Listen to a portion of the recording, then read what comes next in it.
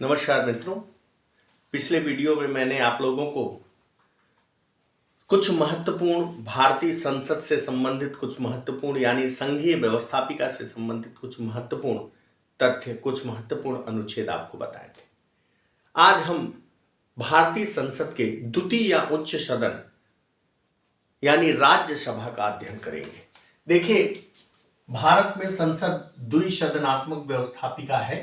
भारत में मैंने पिछले वीडियो में बताया भी था कि क्यों है। इसके दो सदन हैं, एक राज्यसभा, दूसरा लोकसभा।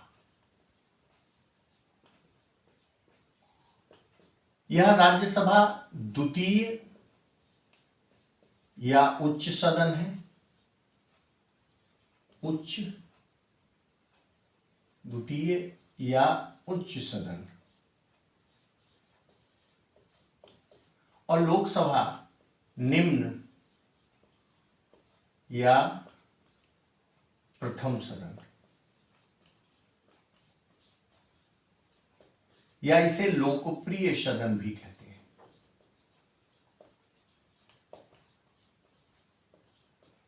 ये दो सदन हैं भारतीय संसद के। अब लोकसभा को क्यों लोकप्रिय सदन कहते हैं, इसके बारे में जब मैं लोकसभा पढ़ाऊंगा तो इसके बारे में चर्चा की जाएगी। यहां सबसे पहले मैं आप लोगों को राज्यसभा बताऊंगा। इस राज्यसभा को बताने से पहले मैं आपको बता दूं, संसद का अर्थ केवल राज्यसभा लोकसभा नहीं है, इंक्लूडिंग राष्ट्रपति। राष्ट्रपति प्लस लोकसभा प्लस राज्यसभा, ये तीनों मिलकर ये संसद बनती है। संसद का अर्थ राष्ट्रपति, लोकसभा और राज्यसभा तीनों होती है। अक्सर ये कंपटीशन में प्रश्न पूछता है कि संसद का अर्थ क्या है। दे देगा लोकसभा, दे देगा राज्यसभा, दे देगा लोकसभा राज्यसभा, दे देगा राष्ट्रपति लोकसभा राज्यसभा। तो यहां ध्यान दीजिएगा, तीनों मिलकर संसद बनते हैं। अब आज हम जो द्वितीय या उच्च सदन है राज्यसभा, उसका अध्ययन करेंगे। आज हम महत्वपूर्ण अनुच्छेद मैं आपको बता भी चुका हूं।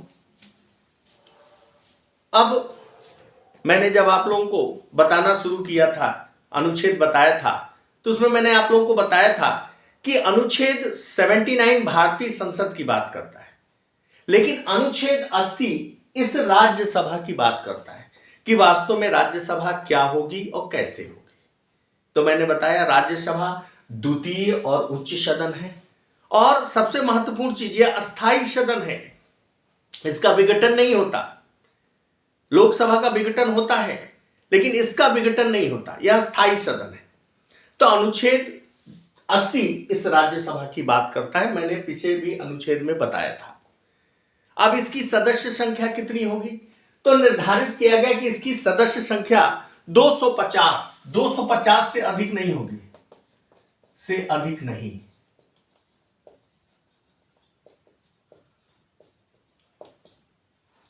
वर्तमान समय में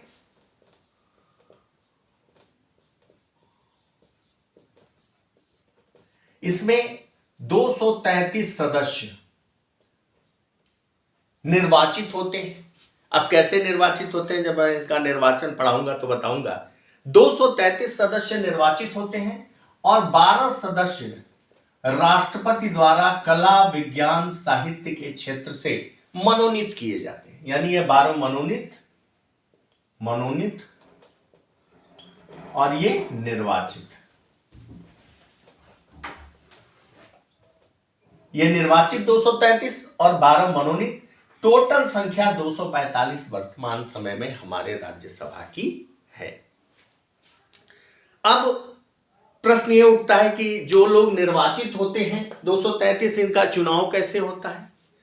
तो आनुपातिक प्रतिनिधित्व प्रणाली के एकल संक्रमणीय मत पद्धति के माध्यम से इनके सदस्यों का चुनाव होता है, और राज्यसभा के जो सदस्य का चुनाव होता है उसका निर्वाचक मंडल पूरे देश के राज्यों, विभिन्न राज्यों की विधानसभाओं के निर्वाचित सदस्य होते हैं। यानी जो निर्वाचित सदस्य हैं विभिन्न विधानसभाओं के, उनसे मिलाकर इस राज्यसभा के सदस्यों का निर्वाचन होता है।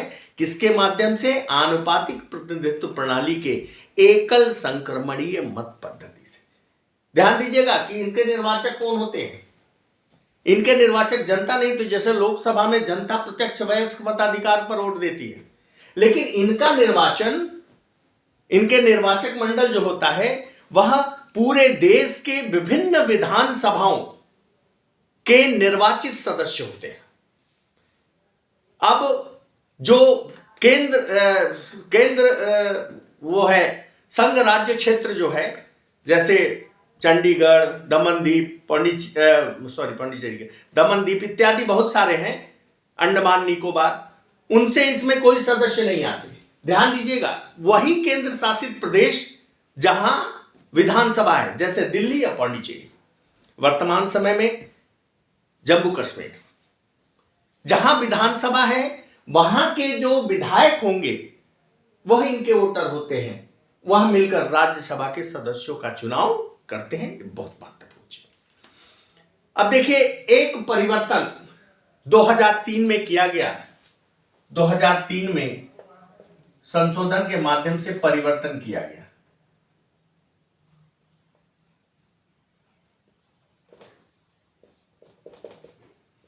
पहले क्या था? दो परिवर्तन किए गए। पहले यह था कि जो भी राज्यसभा का सदस्य जिस राज्य से निर्वाचित हो रहा है वह उसी राज्य का नागरिक होना चाहिए। यानी अगर उत्तर प्रदेश से निर्वाचित हो रहे हैं तो उत्तर प्रदेश का, बिहार से निर्वाचित हो रहे हैं बिहार से का, राजस्थान से तो राजस्थान का। लेकिन 2003 में इसमें परिवर्तन कर दिया गया। पहला परिवर्तन कि अब आप किसी भी राज्य के निवासी हो, भारत के किसी भी प्रांत के, चाहे हरियाणा के हो, चाहे राजस्थान के, चाहे गुजरात के, चाहे कर्नाटक के, आप पूरे भारत के कहीं भी किसी भी प्रदेश के राज्यसभा के सदस्य निर्वाचित हो सकते हैं। पहले ये नहीं था। 2003 के पहले जहां से आप निर्वाचित हो रहे हैं वहां की सदस्यता अनिवार्य थी, नागरिकता अनिवार्य थी कि वहीं के आप हों निवासी, लेकिन अब ऐसा नहीं है।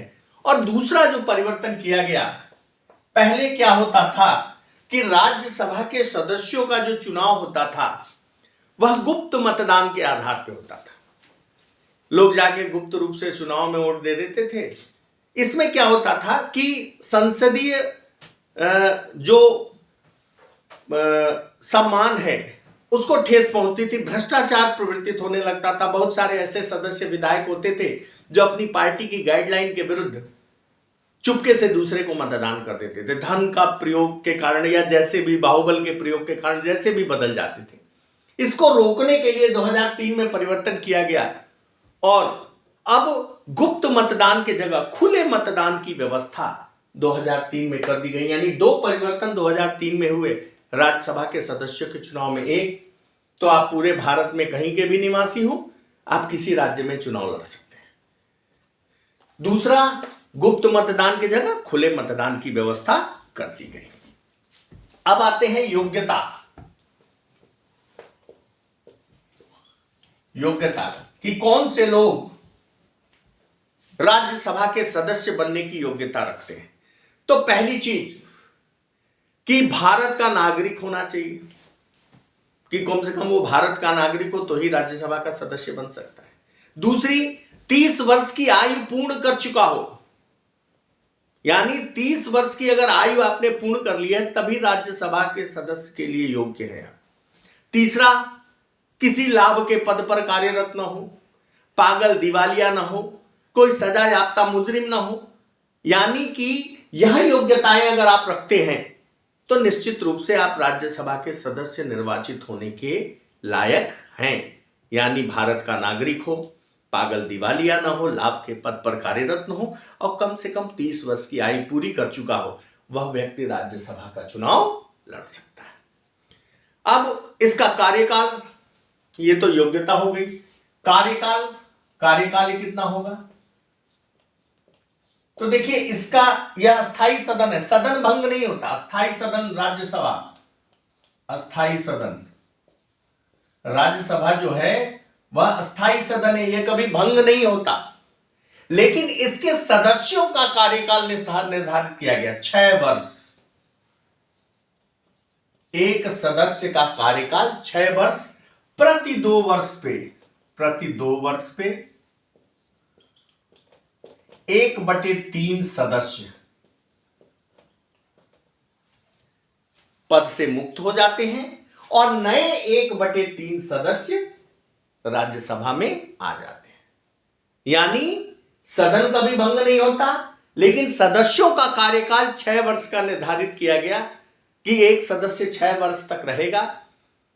प्रति 2 वर्ष पे 1/3 सदस्य, 1/3 सदस्य पद मुक्त हो जाएंगे, नए 1/3 सदस्य आ जाएंगे। इस प्रकार यह इसका कार्यकाल था।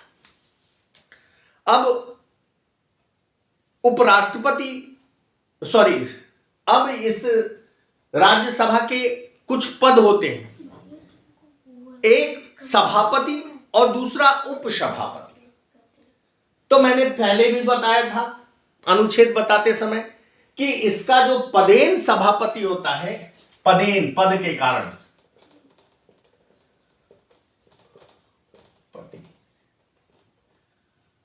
उपराष्ट्रपति,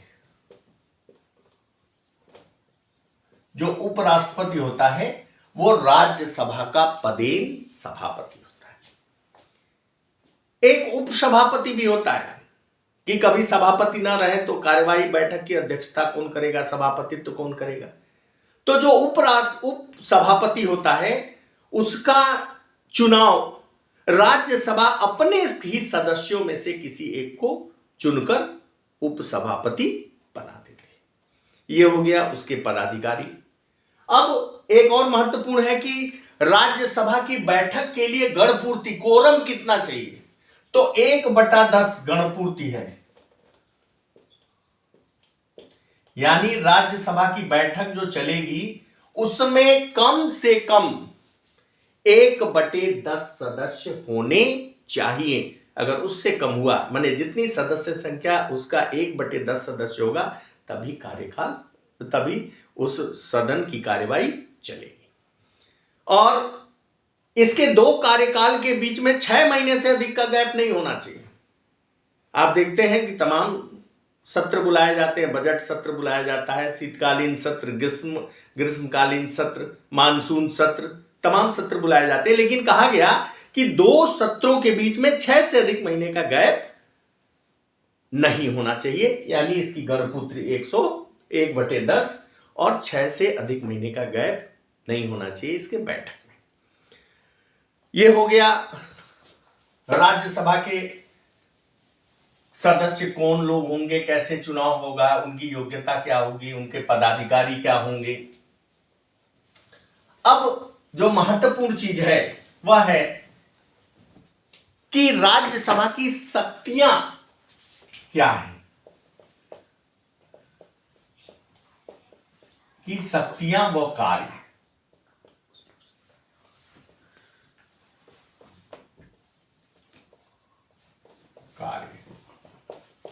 यानी राज्यसभा को कौन कौन सी शक्ति प्राप्त है और कौन कौन से कार्य राज्यसभा करती है। तो पहले जो शक्तियां हैं, विधायी शक्तियां।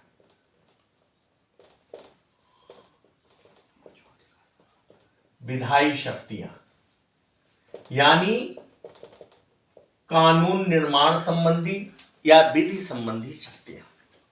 अब देखिए, इसमें एक आता है अवित्तीय विधेयक। वित्तीय विधेयक के बारे में वित्तीय शक्तियों में चर्चा की जाएगी। एक आता अवित्तीय विधेयक, यानी जो भी वित्त से संबंधित विधेयक नहीं है उसको किसी भी सदन में पेश किया जा सकता है, पहले चाहे वो राज्यसभा में पेश किया जाए या लोकसभा में। लेकिन उसमें क्या है कि अगर लोकसभा ने किसी विधेयक को पास कर दिया तो राज्यसभा उसे अधिकतम 6 महीने रोक सकती है। अधिकतम 6 महीने। 6 महीने के बाद अगर राज्यसभा सुझाव के साथ उसको वापस नहीं करती या कोई संशोधन नहीं बात करती है या कुछ नहीं करती, तो फिर संयुक्त बैठक संसद की बुलाई जाती है, जिसको बुलाता राष्ट्रपति, अध्यक्षता करता है लोकसभा अध्यक्ष। और चूंकि लोकसभा की सदस्य संख्या अधिक होती है तो वहां वह पास हो जाता है। इसलिए कहा जाता है कि अद्वितीय विधेयक में अधिकतम 6 महीने की देरी, बहुत ज्यादा अधिकार नहीं प्राप्त है, अधिकतम 6 महीने की देरी राज्यसभा कर सकती है। एक और चीज कि अगर लोकसभा ने पास कर दिया तो फिर राज्यसभा के पास कोई मजबूरी हो जाती है, उसको अधिकतम 6 महीने। और अगर राज्यसभा ने पास किया और लोकसभा उसे अस्वीकार करती है तो फिर संयुक्त बैठक बुलाई जाती है। लेकिन अगर लोकसभा ने पास कर दिया और राज्यसभा ने उसे नहीं पास किया तो फिर संयुक्त बैठक नहीं बुलाई जाती। यानी कुल मिला के इस अद्वितीय विधेयक में या विधायी संबंधी अधिकार में ज्यादा से ज्यादा शक्तियां किसके पास हैं? लोकसभा के पास। दूसरा आता है संवैधानिक विधेयक। ये तो अद्वितीय विधेयक हो गया। संवैधानिक विधेयक एक कह सकते हैं संविधान संशोधन की शक्ति में, विधायी अधिकार में संविधान में संशोधन करने की भी शक्ति है। तो इस संविधान संशोधन के संबंध में दोनों सदनों को बराबर शक्तियां दी गई हैं। यानी दोनों सदनों के कुल सदस्यों के बहुमत और उपस्थित एवं मतदान करने वाले सदस्यों के 2/3 बहुमत से अगर दोनों सदन पास कर दे, पारित कर दे, तभी वह संशोधन संभव है, अन्यथा संविधान में संशोधन नहीं हो सकता। यानी अगर देखा जाए तो अद्वितीय शक्तियां तो बहुत ज्यादा नहीं प्राप्त हैं, और अभी वित्तीय शक्तियों की चर्चा करेंगे, वहां भी लगभग नगण्य के बराबर है। लेकिन संविधान संशोधन की जो विधायी शक्ति है, यह शक्ति राज्यसभा को महत्वपूर्ण शक्ति यानी लोकसभा के बराबर दी गई है। अब दूसरी विधायी शक्ति में ही दूसरी शक्ति है वित्तीय संबंधी शक्ति, वित्तीय शक्ति। ये तो विधायी शक्ति, विधि कानून निर्माण की शक्ति देख ली आपने। अब वित्तीय शक्ति देख लीजिए। वित्तीय शक्ति में क्या है कि लगभग राज्यसभा को नगण्य अधिकार प्राप्त है। यानी कोई भी वित्त विधेयक प्रथमतः, बाकी कोई भी विधेयक होगा प्रथमतः राज्यसभा में पेश किया जा सकता है, किसी भी सदन में पेश किया जा सकता है। लेकिन जहां तक वित्त विधेयक की बात है, यह वित्त विधेयक प्रथमतः पहली बार राज्यसभा में नहीं बल्कि लोकसभा में पेश किया जाता है। राज्यसभा में पहली बार पेश करने का अधिकार नहीं है। और अगर लोकसभा ने उसे पास कर दिया तो राज्यसभा अधिकतम 14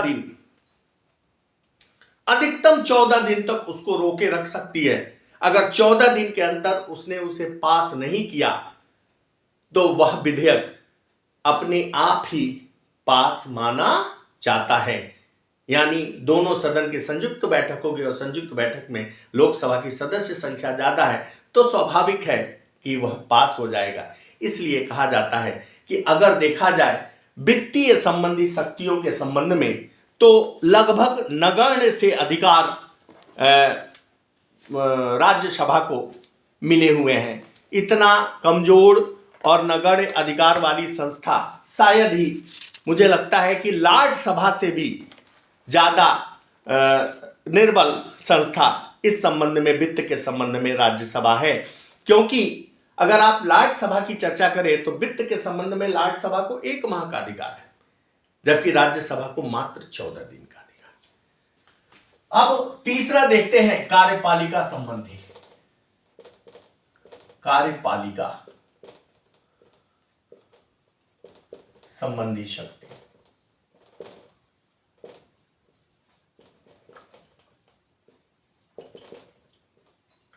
देखिए, भारतीय व्यवस्था जो है संसदीय शासन व्यवस्था है, और संसदीय शासन में स्पष्ट रूप से कहा गया है कि जो कार्यपालिकाएं होंगी वह संसद के लोकप्रिय सदन यानी निम्न सदन के प्रति उत्तरदायी होंगे। तो एक लाइन में आप कहें तो कार्यपालिका के संबंध में जितना महत्वपूर्ण और शक्तिशाली अधिकार लोकसभा को प्राप्त है, उसके मुकाबले राज्यसभा को कुछ भी अधिकार प्राप्त नहीं। क्योंकि जो कार्यपालिका होगी वो जवाबदेह लोकसभा के प्रति होगी, राज्यसभा के प्रति नहीं होगी। फिर भी कुछ शक्तियां हैं कार्यपालिका के संबंध में, जैसे प्रश्न पूछकर, पूरक प्रश्न पूछकर, उनकी सरकार की कार्यपालिका की आलोचना करके राज्यसभा अपने कार्यपालिका संबंधी शक्तियों का प्रयोग करती है। जबकि लोकसभा अविश्वास प्रस्ताव भी पारित कर सकती है कार्यपालिका के विरुद्ध, लेकिन राज्यसभा को यह अधिकार नहीं है। क्यों? क्योंकि संसदीय शासन व्यवस्था में कार्यपालिकाएं अंतिम रूप से जिम्मेदार जवाबदेह होती हैं लोकसभा यानी निम्न सदन के प्रति, लोकसभा के प्रति। इसलिए कार्यपालिका के संबंध में बहुत ज्यादा शक्तियां नहीं मिली। जो सबसे महत्वपूर्ण चीज है जो राज्यसभा को लोकसभा से भी यूनिक बनाती है, उसकी अनन्य शक्ति है। अनन्य शक्ति यानी यह शक्ति केवल राज्यसभा को ही प्राप्त है या लोकसभा को नहीं प्राप्त है। दो शक्तियां हैं। एक अनुच्छेद 249 अक्सर पूछता है कंपटीशन में, मित्रों इसको ध्यान से इस अनुच्छेद को जानिएगा। अनुच्छेद 249 यह ऐसा अनुच्छेद है, ऐसी शक्ति है जो केवल राज्यसभा को प्राप्त है, लोकसभा को नहीं प्राप्त है। इसमें क्या है कि 249 कहता है कि राज्यसभा अपने 2/3 सदस्यों के बहुमत से राज्य सूची के किसी विषय को राष्ट्रीय महत्व का घोषित कर सकती है। यानी राज्य सूची आप जब पढ़ेंगे तो देखेंगे कि भारत में 3 सूचियां हैं, राज्य सूची, केंद्र सूची यानी संघ सूची, राज्य सूची और समवर्ती सूची। संघ सूची में संघ को, केंद्र को अधिकार प्राप्त है। राज्य सूची में विभिन्न राज्यों को अधिकार, उत्तर प्रदेश, बिहार ऐसे राज्यों के विधानसभाओं को, उनकी सरकारों को अधिकार प्राप्त है। और समवर्ती सूची में दोनों को है। लेकिन यहां राज्यसभा का यह अधिकार यूनिक अधिकार है, अनन्य है, जो लोकसभा के पास नहीं है, कि अनुच्छेद 249 के अंतर्गत राज्यसभा अगर किसी राज्य सूची के विषय को राष्ट्रीय महत्व का घोषित कर देगी तो फिर उस पर संसद कानून बना सकती है। यानी जो राज्य सूची का विषय था जिस पर विधानसभा को कानून बनाना था, उस पर अगर राज्यसभा ने इसे 2/3 बहुमत से पारित कर दिया तो फिर उस विषय पर संसद को यानी राज्यसभा लोकसभा दोनों को कानून बनाने का अधिकार प्राप्त हो जाएगा। यह यूनिक अधिकार है जो लोकसभा से भी विशिष्ट है, जो राज्यसभा को मिला हुआ है। यह पहला था। दूसरा, अनुच्छेद 312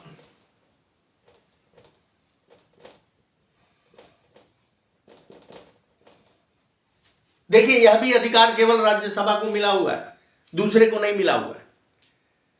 यह अधिकार क्या कहता है? 312 अक्सर पूछता है कि नई अखिल भारतीय सेवाओं का गठन किसके माध्यम से होता है, तो यह उसका उत्तर है 312 के इस अनुच्छेद में। और कौन करता है? तो राज्यसभा। राज्यसभा चाहे तो अपने सदस्यों के 2/3 बहुमत से नई अखिल भारतीय सेवाओं को स्थापित करने का अधिकार केंद्र सरकार को दे सकती है।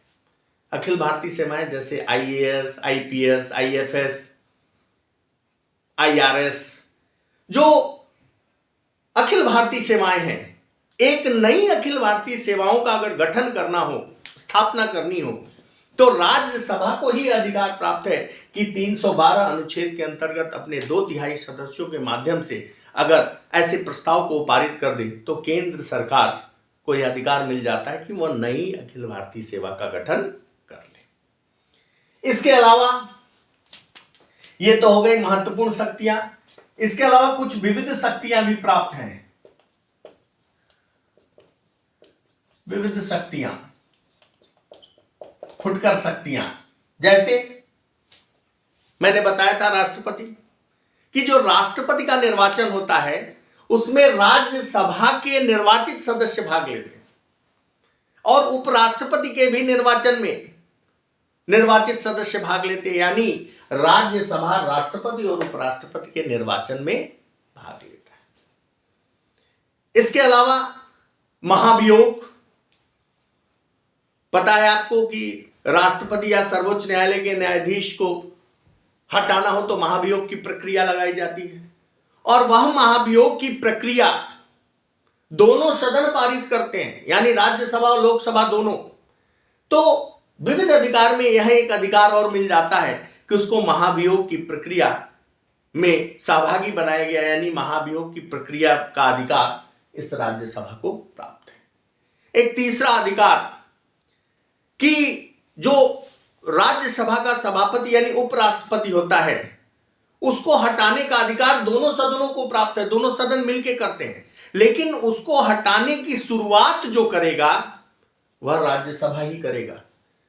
ऐसा नहीं कि लोकसभा उसकी शुरुआत कर सकता है, नहीं, राज्यसभा केवल शुरुआत करेगा, राज्यसभा बाद में लोकसभा उसे पारित कर देगा तो वह अपने पद से हट जाएगा। अगर देखें हम राज्यसभा को बारे में, उसकी सदस्य संख्या देखें, उसके निर्वाचन की पद्धति देखें, उसकी शक्तियां देखें, तो देख के ऐसा महसूस होता है कि भारतीय संसद का द्वितीय सदन ही नहीं बल्कि दूसरे दर्जे का सदन है।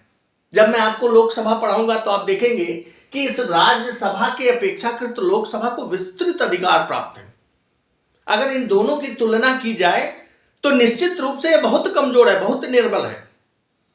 और दूसरी, लोकसभा का निर्वाचन जनता का निर्वाचन, वयस्क मताधिकार का निर्वाचन होता है, तो उसमें जनता के अंदर भी उत्साह रहता है।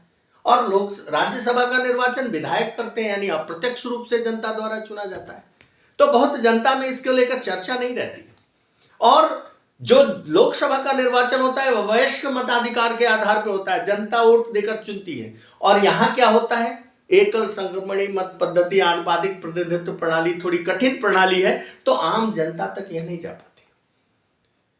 और अगर शक्तियों की चर्चा कर ले तो शक्तियां, जब आप लोकसभा को पढ़ेंगे तो देखेंगे लोकसभा के मुकाबले तो बिल्कुल नगण्य शक्तियां हैं। सबसे अधिक शक्तियां इस संबंध में, विधायी संबंध में सबसे अधिक शक्ति तो लोकसभा को प्राप्त है। और तीसरी चीज, इसकी सदस्य संख्या भी बड़ी कम है। कहां इसकी सदस्य संख्या 245 और लोकसभा की सदस्य संख्या 543, बहुत अधिक हो गई ना। तो संख्या बल वहां है, वो ज्यादा प्रभावी हो जाता है। जब संयुक्त बैठक होती है तो राज्यसभा का कोई मतलब नहीं रह जाता, क्योंकि राज्यसभा के सदस्यों से अधिक तो लोकसभा के सदस्य हैं, तो वहां लोकसभा प्रभावी हो जाता है। इसलिए मित्रों, अगर इन दोनों सदनों की तुलना की जाए, बल्कि अगर तुलना की जाए विश्व के अन्य द्वितीय सदनों से, तो अन्य द्वितीय सदनों में भी यह कमजोर सदन है और भारत में तो एक कमजोर सदन है ही। मित्रों, यह था राज्यसभा। अब अगले वीडियो में मैं आपको लोकसभा के बारे में बताऊंगा। आज अलविदा कहने से पहले मैं आपसे एक रिक्वेस्ट करूंगा कि हम मेरे चैनल को सब्सक्राइब कीजिए, लाइक कीजिए और अधिक से अधिक शेयर कीजिए, ताकि उन विद्यार्थियों तक पहुंच सके जो विद्यार्थी विभिन्न कॉम्पिटिशन्स की तैयारी कर रहे हैं। नमस्कार मित्रों, बहुत बहुत धन्यवाद।